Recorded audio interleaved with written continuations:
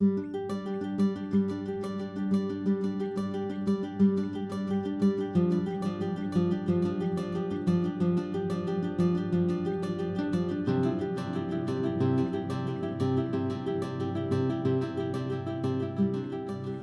is going to be a little bit different. We're not going to be talking about economic theory as such, but a new sector that has absorbed some economic insight that I think the Mises Institute has played a role in making happen.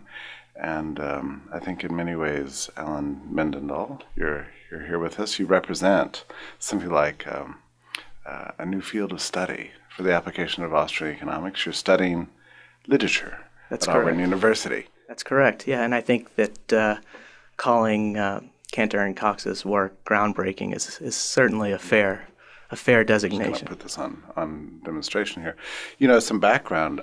I think this project goes back some 20 years. It was Paul Cantor was a student of Mises, and he gave the first paper under the encouragement of Murray Rothbard to apply economics to literary criticism.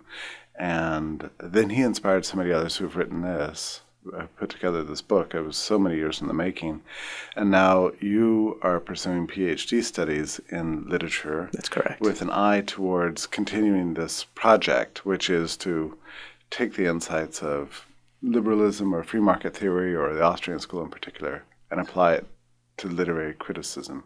And could you explain why would this be necessary? What is it counterbalancing? Well, that's a very good question. I think that Marxism has become the dominant paradigm among literature scholars working at the intersections of literature and economics. That's not to say that there are scholars working in other areas of economics. What's true of some English professors is not true of all, but nevertheless, the dominant paradigm for those scholars that do use economics and bring economics to bear on literary texts tend to be Marxist, neo-Marxist, maybe a term they would prefer, broadly speaking, left-wing. And I think that capitalism, free market economics, does have a lot to offer to the literary field. Yeah, well, I think it's just intuitively it's true that once you understand something about free market economics and you read a book of any sort from any time and any place, you see new things in it, like you develop an ear for it. And I suppose it's also true that if you've been trained in a kind of Marxian paradigm, you would read the book through those eyes. But when you say Marxism, you don't mean that professors of literature are pouring through Marx's book Capital or something like that. You mean that they have a kind of a social theory? Well, that's in some cases yes, and in some cases no. One thing I want to, in the spirit of methodological individualism, I want to try to keep from casting this as a symptom of all humanities scholars or all English departments. Nevertheless, figures like, say, Frederick Jameson, Terry Eagleton, Slavoj Žižek, these figures are using Marxism in a way that is distinguished, at least according to them, from the political or practical Marxism of like a Mao or Lenin, Stalin, et cetera, et cetera. But I guess you would call it more of a theoretical Marxism. And the idea underpinning this variety of Marxism is that the text as a commodity is basically fraught with ideological assumptions that can be exposed through close examination of the text vis-a-vis the culture in which the text was produced. So it's a look at the class origins of the writer and how that would bias his telling of a story? More or less, and writers are not always coming from upper classes, but challenging cultural assumptions, cultural norms that could be linked to what you would broadly call ideology, how a text either supports or in some cases calls into question, but ultimately reflects a certain class conscious, a certain class dominance.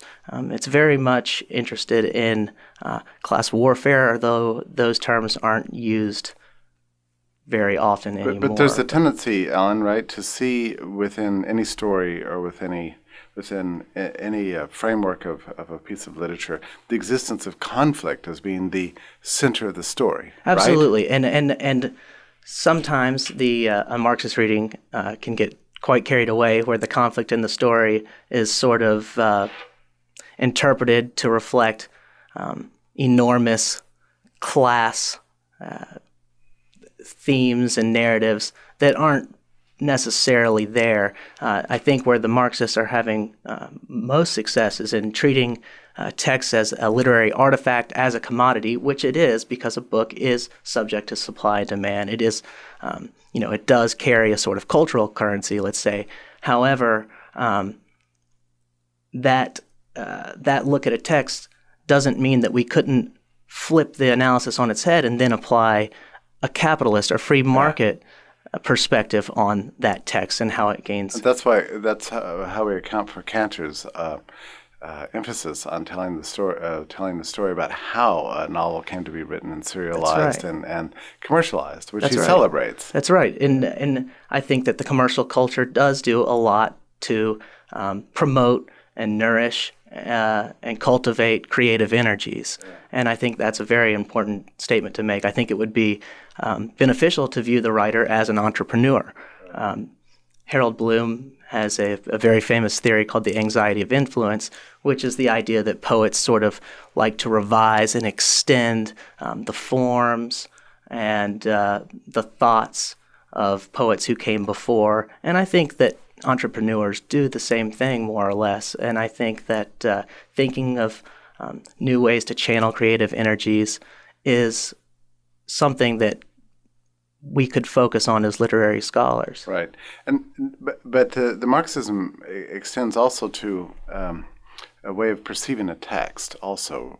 Am I right that there's a kind of deconstructionist assumption that there's no inherent meaning within the story as the author tells it, but rather we always and everywhere bring a certain ideological bias to understanding a story, or that the author brings a certain. But you agree with that, right? To a certain extent, I do. I mean, I don't. I definitely do not think that we are culturally determined, but I do think that we are bound to our historical moment. We are bound to the time and space in which we exist, which means we do. For example, I would be incapable of writing a novel right now that would conform to whatever fashions are there 200 years from now. Right. So to that extent, writers can't necessarily escape their historical which you hear moment. all the time, right? I right. mean, this is part of the theme. Well, you can't escape, and you're saying, well, okay, fine, we'll go with that. Yeah. But I do think, and this is one thing I think that Austrian Economics is very important in pointing out, is that a human being is, in praxeological terms, a human being is a rational, autonomous agent who is navigating his or her world in the best way that he or she can, and that includes authors of literature. And just because an author of literature is in some ways involved and immersed in a culture doesn't necessarily mean that they are products of that culture, or that the culture is doing the writing rather than the author. Right, yeah.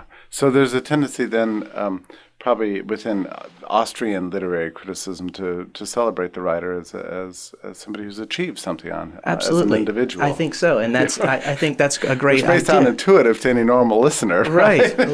Yeah, absolutely. I think that that's one of the great benefits of Austrian economic thinking and praxeology is to celebrate the individual and individual achievement and individual accomplishment. And, that doesn't have to be done by necessarily going into Harold Bloom's paradigm of, the romantic genius. The artist doesn't have to be pure genius to negotiate the cultural parameters in which he or she is located. But it's very interesting to see how authors distinguish themselves, rise above their cultural moment, and are able to produce texts that do sort of transcend historical moments and touch upon perennial themes. Well, now, Alan, how did you get in contact with Cantor's work? And now you left law, which I guess you were practicing. That's right. To pursue a Ph.D. in literary and literature. That's right. Tell your own story here. Sure. It's fascinating. Yeah, I attended law school at West Virginia University. There are a good number of libertarians working at West Virginia University, so it was a good place to be. I did my master's degree and law degree simultaneously. I went to law school during the day, and I took my master's courses in the evening. And since then, I've gone on, and I'm actually currently pursuing 2 degrees at once. I'm doing an LLM and a law at Temple University, and I'm sort of, flying back and forth and doing some distance work and that sort of thing, and doing the Ph.D. in English at Auburn. So yes, it's a very unusual background, but it is also a background. I should say my legal experiences were very eye-opening to me. The one thing I would credit my legal education for would be, above all, lifting me out of sort of those Marxist paradigms and assumptions and left-wing thinking that I had just sort of taken for granted as an undergraduate, just, sort of an impressionable young kid that would, take everything that his professor said as gospel truth. And certainly an exposure to different ways of thinking and more realistic ways of thinking was important for me in my intellectual development. And the Austrian paradigm, when did that hit you? When did you come across it? Well, I should say I came across libertarianism in general before I came across Austrian economics. And that basically hit around my first year of law school. And it's hard for me to pinpoint how it developed or what I first read, but it was a very gradual process. It came in fits and starts, and then I would say became exploded into an outright obsession somehow in my second, third year of law school, around that time. But to drop law to embrace literature, yeah, how did that come about? That's a very good question. Well, there are a variety of reasons. One is that I do sense that my vocation, as it were, is to teach. I enjoy teaching, and I feel called to teach for various reasons. And I've always been drawn to literature. Since I was a young child, I would, before I could even read, my mom would read stories to me, and then I thought I was able to read because I had memorized the stories and I could recite them from cover to cover, but I wasn't actually able to read. So I've had a love of literature, I guess you say, for quite a long time. And whereas a love of literature won't necessarily sustain graduate study in literature, it is certainly yes, it's certainly the inspiration. Are you able to specialize in what you love now that you're in doing your PhD work? For the most part, I do a lot of work at the intersection of law and the humanities. I recently published a paper in Libertarian Papers, actually, on Ian Forster's Passage to India, and I worked with the idea of rule of law being a fiction, building off of John Hosnos's paper, and then sort of working that idea into some of Rothbard's criticisms of Jeremy Bentham and utilitarianism from classical economics. And I basically show how Forster presents Brahmin Hinduism, which is certainly a philosophy or religious teaching that he was not fully familiar with, but his understanding of that philosophy to sort of disrupt notions of rule of law, which is almost always an excuse for increased government control, increased bureaucracy, any sort of legitimizing of imperial ventures and these sorts of things. And I should bring up, I appreciated your article this week in Mises Daily, the article on big business in particular. I noticed that you referenced the East India Company, and there's as an example, right? Exactly. There's a loaded history there, and Forster's coming way at the end of that, but the history certainly there in the text. So, well, as you're talking, I'm realizing that there's almost an infinite amount of work to do in this sector, right? I mean, that's as much true. literature as there is. That's very true. Yeah. I mean, it would be tougher to say, okay, I'm going to take the boom bust cycle and figure out how to fit these literary texts into that. That's tougher to do, but I think Cantor and Cox, say spontaneous order. Yeah. I think they show how texts reflect spontaneous order in society, how texts are produced spontaneously, how texts are subject to spontaneous order in society. So I think there's a lot of places to go with Although it's that. funny you mentioned the boom-bust cycle. I mean, one of Cantor's first big project on this dealt with the German hyperinflation. That's true. That's the one on Thomas Mann, right? Yeah, that's right. Yeah, that's his essay on Thomas Mann. So who are some other writers you're looking at right now? Well, I'm looking at E.M. Forster. I'm looking at a particular writer who is virtually undiscovered. He's sort of a Southern literature figure. His name is John William Corrington, and he is most known for authoring the screenplay for Battle for the Planet of the Apes while he was still a law student, actually. And fascinating figure. I like him. He's a Ph.D. in English and a lawyer, so I'm sort of naturally drawn to this character, and he reminds me a lot of myself, but he's more of a brawler type than I am, and certainly more of an outrageous figure than I am. I'm sort of quiet, go about my own business kind of guy, and he was louder than I think I am. But fascinating figure. I'm working with him. I've worked with Jefferson quite a bit and Jefferson's theories of natural law. I thought you were going to reveal to us the economic meaning behind Battle of the Planet of the Apes or whatever. No, that's not. You haven't. No, I haven't gone there. My focus. When you find it, please. Absolutely. Let us know. It sounds like a great Mises Daily article. Yeah, that's true. It would be. I'll have to look into that. I haven't even thought about that until now. So that's funny. As I think back to the Austrian tradition, and I talk about this all the time, but one of the odd things is that Henry Hazlitt himself started off as a literary critic.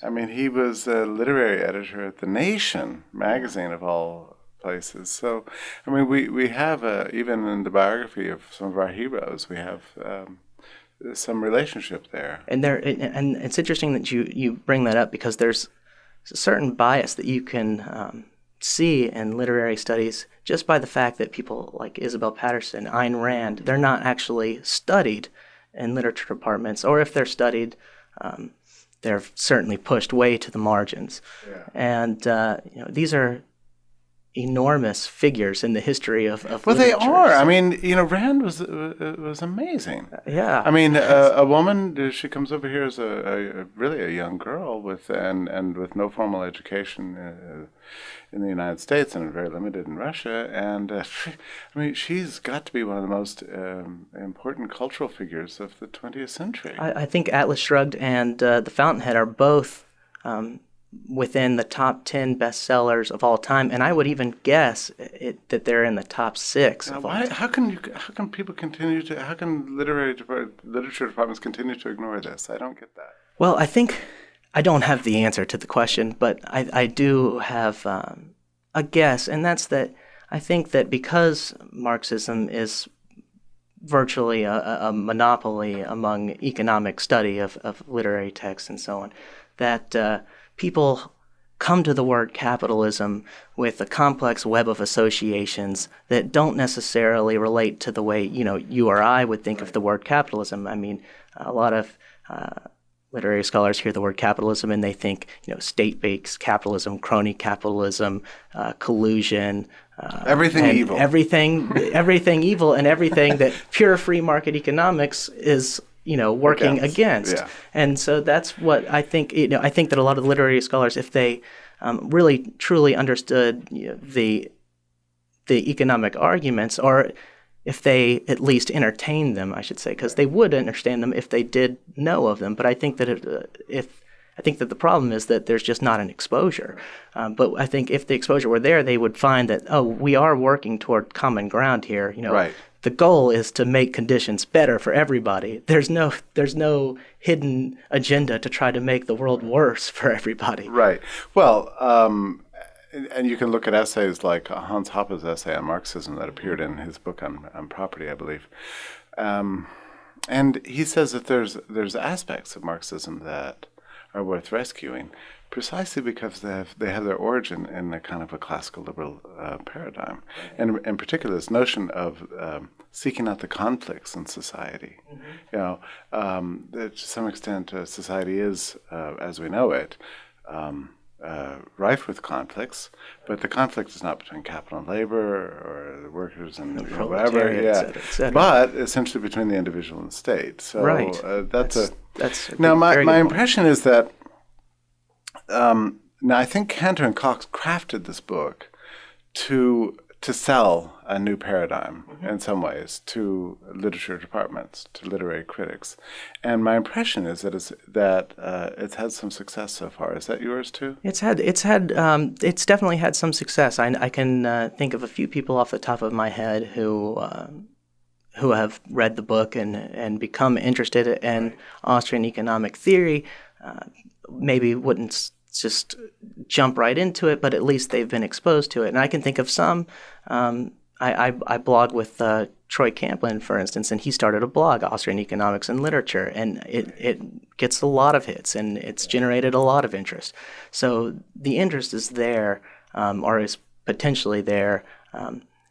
It's just people need to be aware of It's new. It's new. Yeah, it's new.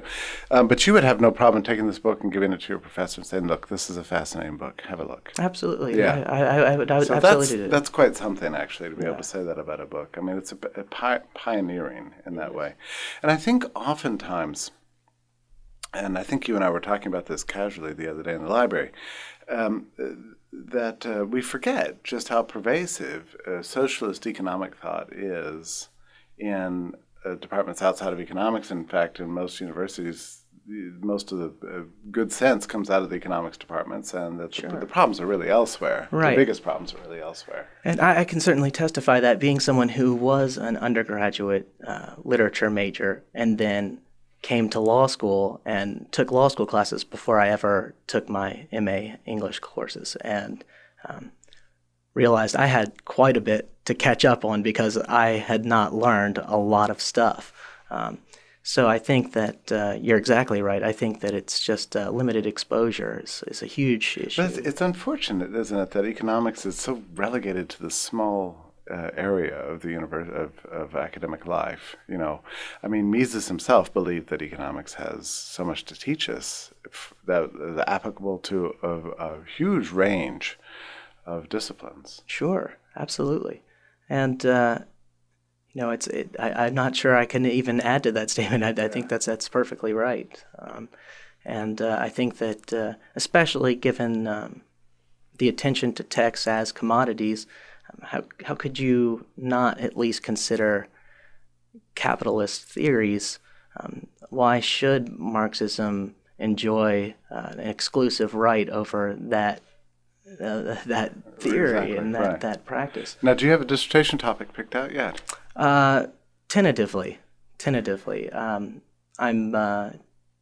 tracing the idea of natural law through 19th century America, and looking at literary texts and the way they both reflect and inform different ideas of natural law. That's a big topic. It's a big topic, and I do think that if more judges would read literary theory, we may not have less problems with interpreting statutes and case precedent, et cetera, but we would at least have better, sounder approaches to those readings. Have you pitched the topic yet to your committee, or do you have a committee? No, I have not. So I've still got some time to work on that. I haven't even gone through my oral exams and my preliminary exams. And then after you finish, and it's off to academia for you. That's the goal. Okay, and more writing. More writing, certainly more writing. Always writing. What does Cantor say about your ambitions? Is he thrilled? He's cautious. I think he's excited. I think he wants me to know that realize what I'm in for and what I'm up against. But I think that he's happy at the end of the day. I mean, just in conclusion here, just to reflect, because I'm mystified and thrilled by attempting to trace the progress of ideas through the generations. I mean, we have Mises as a very young man. I mean, a teenager, Cantor stumbles into a 17, seminar. I think, is like... And fell in love with economics and studied it and studied it and studied. Of course, Cantor's absolutely brilliant, but he pursued literature. So now, and he's getting up in years, I suppose. But he himself has forged this new paradigm, and he's passing it on to another generation. So it's very exciting to see. It is exciting. It is very exciting. After all these years, something being fleshed out like this and becoming a real body of thought.